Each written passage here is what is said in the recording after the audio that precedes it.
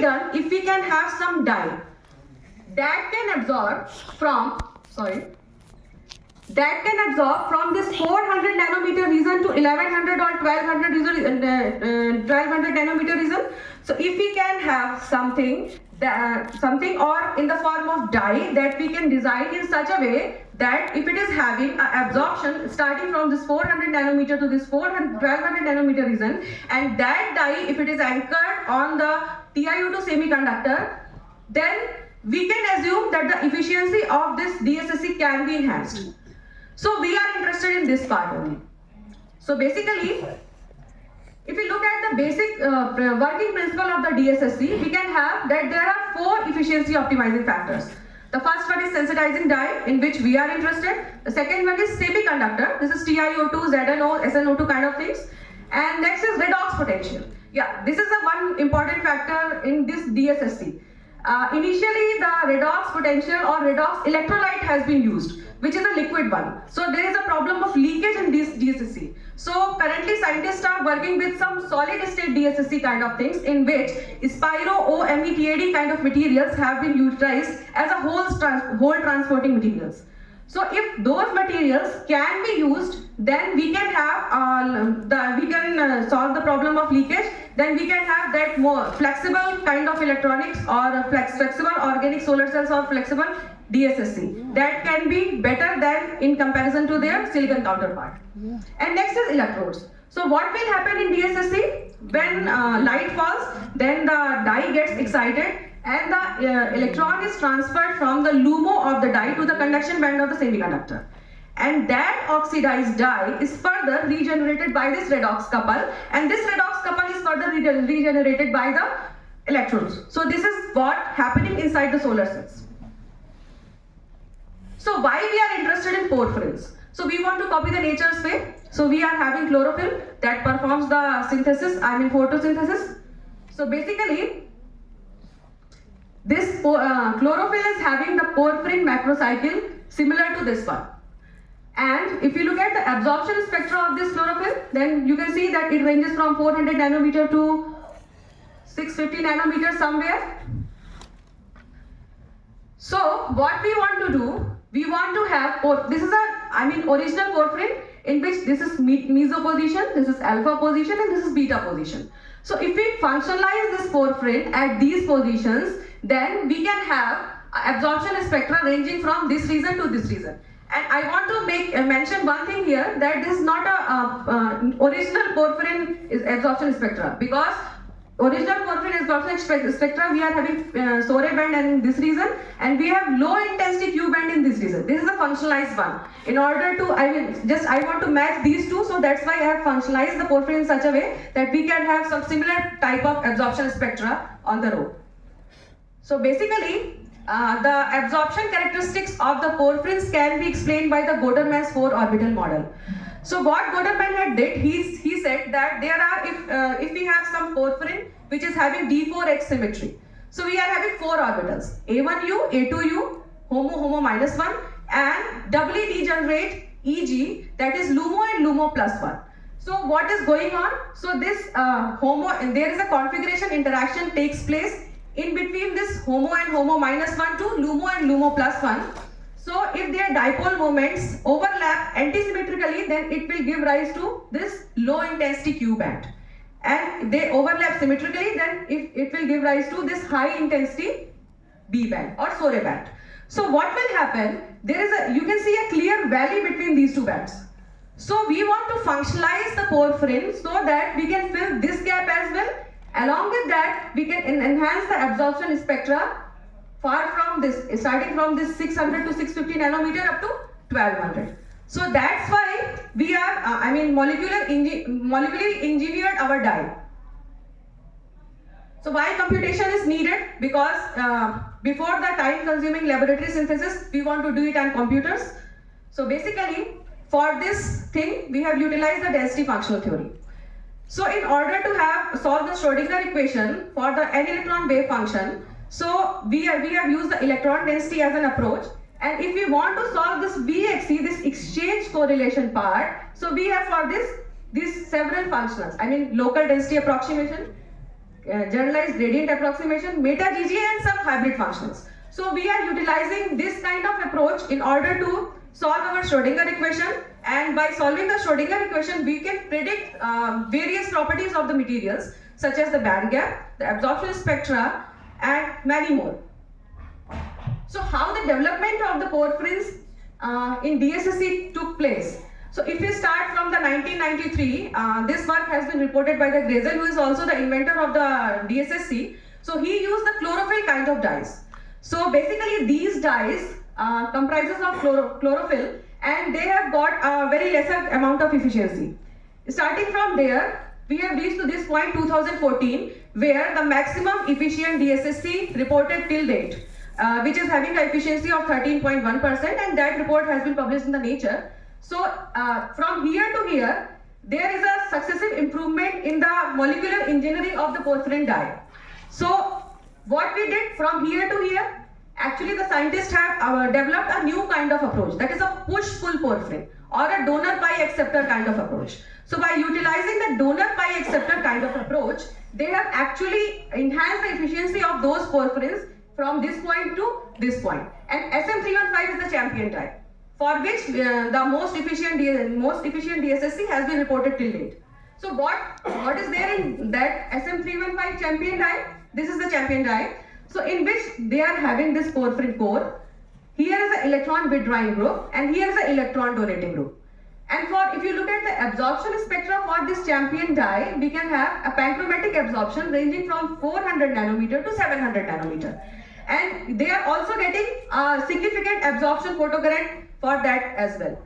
So basically, we are following the same strategy, and we are working in our lab on the same line and design several kind of dyes. So from that, we are reporting one of the work from that. So basically, this is the ideal dye composition, in which what we did, we have a porphyrin core. This is the electron donating group, and we have electron withdrawing group, in which we have extended this thing. We have started from rylene, we are taking the rylene anhydride, and we have extended this up to hexarylene anhydride. Why we are taking this anhydride unit over here? Because the dye can be anchored on the semiconducting surface efficiently. So that's why we have added this group over here.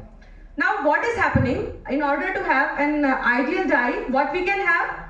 There should be donor acceptor kind of groups. One thing. Another thing, the HOMO of the dye should be localized on these two. Donor and the porphyrin core, and the LUMO of the dye should be localized on this acceptor unit. Okay. Next thing, there should be an ample driving force. There should be ample charge injection force. It means that this LUMO of this dye should be situated above the conduction band of the semiconductor, so that the electron can be efficiently transferred. So this is the frontier molecular orbitals that had been calculated utilizing the molecular orbital theory. So if you look at this, we can have HOMO for PR1, PR2, PR3, 4 and 5. There is extension of pi electrons going from PR1 to PR5. It can be clearly seen, and electron donating group and porphyrin core is fixed. Only we are changing the electron withdrawing group, because in order to tune the absorption spectra, we want to enhance the pi electrons in the system so that the absorption spectra can be more bathochromically shifted. So if you look at the HOMOs of these dye, then it can be clearly seen from the electron density distribution that all the HOMO has been localized on this electron donating group and porphyrin core, while LUMO of the dyes have been localized on the electron withdrawing groups. So it fulfills one of the criteria. Next thing, if we increase the pi electrons in the system, then what will happen? HOMO level is going up and LUMO level is going down. So that's why what is happening? The band gap is reduced. Now if we look at the electronic energy level alignments, we can see that there is significant decrease in the band gap due to enhancement of the pi electrons in the system. Now another thing that is very important while designing the dye, if we have, this is the level of conduction band of TiO2 semiconductor that has been utilized in the dye, and this is the redox couple, energy level of redox couple. Okay, so if any dye that has been implemented in the dye-sensitized solar cells, there should be that the LUMO level of this dye should be situated around 0.03 electron volt above the conduction level, so that the electron from this LUMO of the dye can be efficiently transferred to the conduction band of the TiO2. Next thing is that in order to regenerate the dye, the HOMO levels of the dye should be situated below the redox couple. It is again around 0.3 electron volt, so that the electrons from here to here can be transferred, and this dye can be regenerated and can be further utilized for the process. So all the 5 dyes met this criteria as well. Further, if we look at the charge transfer characteristics, that is very important in the perspective of the dyes. We can see, if we go from PR1 to PR2, 3, 4 and 5, we can see that the highest dipole moment is observed for this PR3 dye, and QCT is nearly same for all the 5. And this green region corresponds to electron density depletion zone, and this blue region corresponds to electron density enhancement zone. What it means? It means the charge is transferred from this donor to the acceptor group, and the localization of electron density on this blue lobe on this anhydride unit explains that the dye could efficiently bind with the TiO2 semiconductor as well. Okay.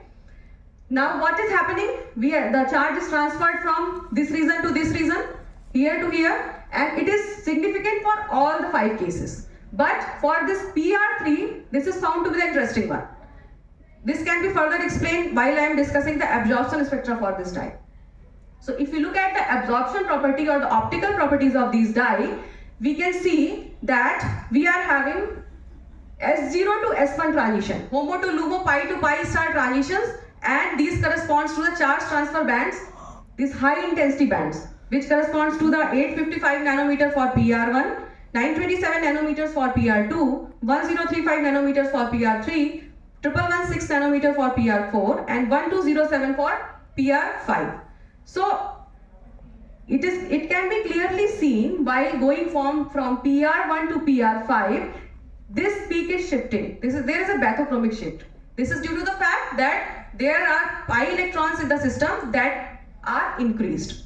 And one more interesting thing is there, that all the dyes we can have a panchromatic kind of absorption for all the dyes we are observing.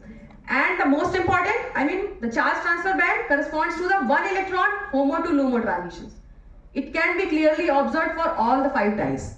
And the most interesting thing is this band gap thing. We want to have our band gap in the range from 1 to 1.4 electron volt, and this is what we have observed. And the most significant is this PR3 1.2 electron volt. I will explain this one in detail. So this is the dye we are considering for our further studies, because we want to synthesize this dye and then make the device out of it. So in order to do that, first we will anchor this dye on TiO2, then study the electron transfer, and then IPC other characteristics. So if you look at this, then we have individually observed the absorption properties of this quaterniline, that is the electron withdrawing group, the porphyrin along with donor group, and this PR3, the dye that we are utilizing. So if you look at this blue curve corresponds to porphyrin along with the donor group. So clearly seen from the blue curve that we are having characteristic SORE and Q bands of the porphyrin in the 3 and 90 nanometer region and around 600 nanometer, and this additional peak arises due to the electron donating group. So we have 3 peaks corresponding to electron donating group along with porphyrin. And for this quaterniline, we have this significant band for HOMO to LUMO transition.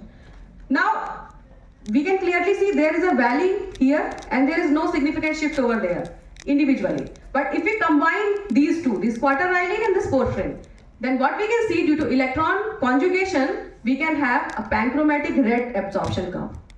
By combining these two, we can have a panchromatic absorption, we can have several peaks, and this one is the characteristic charge transfer peak that actually comes out from the fact from HOMO to LUMO, pi to pi star transition. So this is the gist of our study. So further we are interested in designing these kind of NIR or similar kind of dyes that have panchromatic absorption starting from visible to annular region. Next thing, we are interested in designing the hole transporting materials, the solid state hole transporting materials that can be further utilized for this DSSCs, the solid state DSSCs. And next thing is this porphyrin is having a SORE band. So there is a valley between the Q band and the B band. So this can also be done by using the dimer, so that we can have a split B bands. So B band can be splitted, and we can have in the form of dimer we can obtain those split B bands. So this is the work that is still going on in our lab. Next thing, we are still doing that. We will anchor this dye, the dye that we have obtained, with this TiO2 semiconductor, and we will obtain the IPC and ISC, electron injection efficiency, out of it. And we are further interested in these things. We want to study this porphyrin, fullerene triads, tetraeds, and these kind of systems, so that electron and energy transfer can be studied out of it. So we are interested in this thing in future. Next, I would like to acknowledge SERB and INSPIRE